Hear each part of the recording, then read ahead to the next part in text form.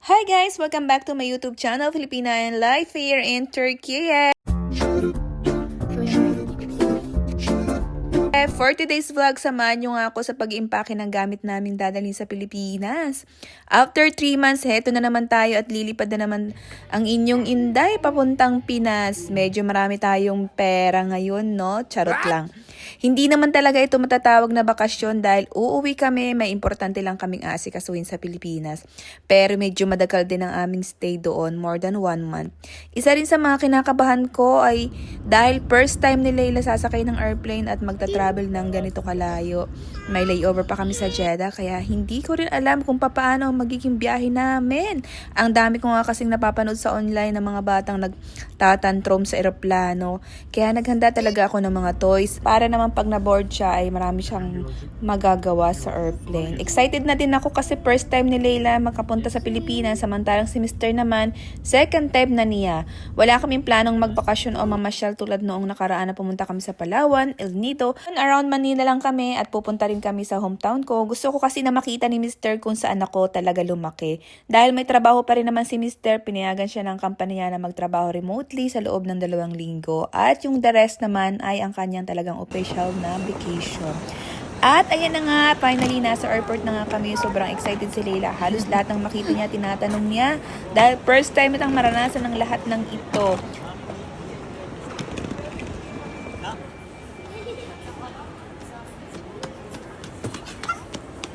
Mami! Ulang, feeling ko mas madaling ang bumiyahe kapag nasa ganitong age na ang bata. Mas naintindihan nga nila yung mga nangyayari at mas madali silang kausap. Ang downside lang talaga is full na ang kanilang ticket. Yun lang naman. At first time nga namin gamitin tong Saudi Airlines, and in fairness, masarap naman yung pagkain nila, napusog naman kami and marami rin silang food. Lagi din silang nagbibigay ng mga drinks, ganyan, and water. Why did it fly?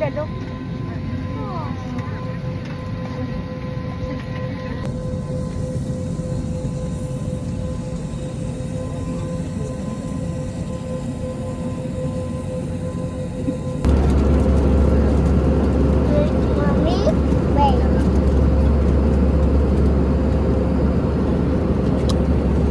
Juice?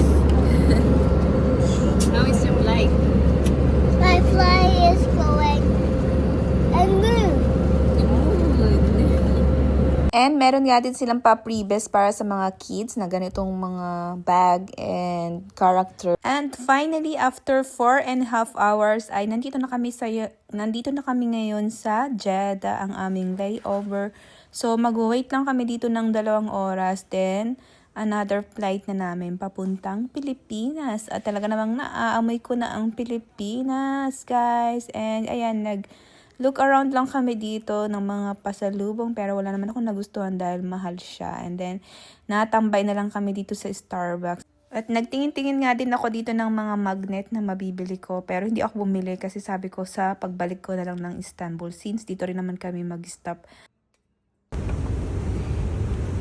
Sa mga oras na to ay papunta na kami sa aming another plane to the Philippines. And sobrang laki nitong plane namin papuntang Pinas. And syempre, matagal-tagal din naman ang biyahe namin from dito sa Jeddah to Pilipinas.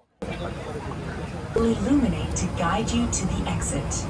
Prior to leaving the aircraft, remove your shoes, leave everything behind, reach your nearest exit, and slide down.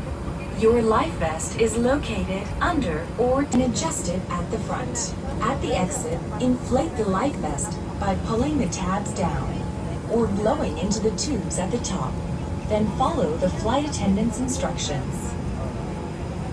At after nga ng mahabang oras, ayan, finally, ay malapit na kaming mag-land. Kaya naman nag-get ready na ako.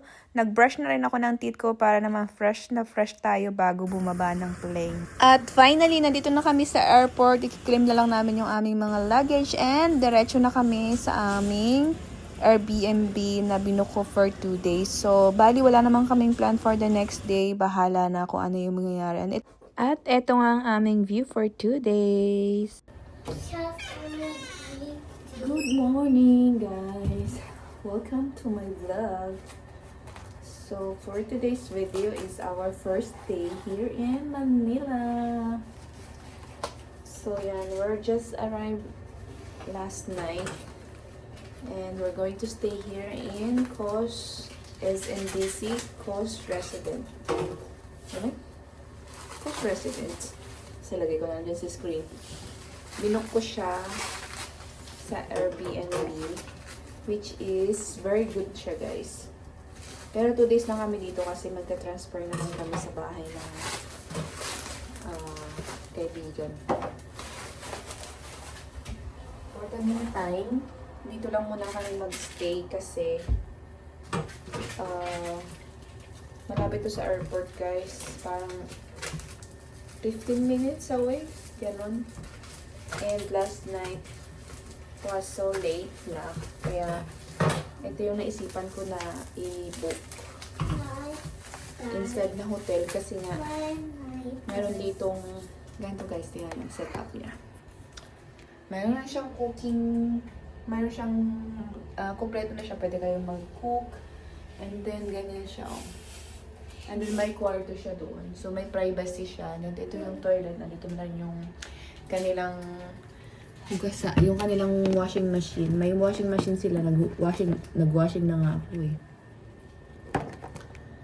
So, si Layla, kagigising lang, ayan. Hi, guys! Hi! Kagigising lang niya, alam niyo, kagigising lang niya, guys. Alam, nakatulog siya ng mahusay. Sa ano, Mommy, where's the garbage? here. Sa ano pa lang, sa plane pa lang, guys, ang sarap na ng tulog ni Layla. Tapos, nung dumating kami, around, ano na kami nakarating? Kasi around 10 or 11 na kami, as in, parang nakasettled na. Yung as in, relax na. Tapos, Mommy, bumaba na kami dyan sa baba, sa the mini-mart. washing machine. Yeah, it's fine, Layla. Para bumili ng mga kunting, ano,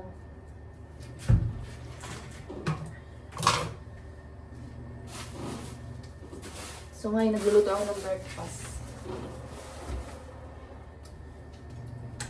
It's a family vacation 2026. Kasi diba, Kurban Bayram na ngayon sa Turkey. Lila kapat. Kurban Bayram na ngayon sa Turkey. Kaya, is ano siya, long vacation. Long holiday kay asawa. Kaya naman, nagbakasyon na lang kami. Sabi nila, iit na.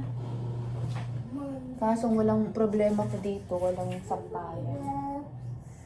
Pakakainin ko lang sila yung very light. Galash ka. And then I have to go somewhere. Ganda nito, Nisa. Ganda lang setup. I want to say Very hello. cozy lang siya. Diba? Tapos ang ganda ng view. Ayan. Ay, ano yun? Basta, papakita ko na lang yung view dyan. Pakakainin ko sa Layla.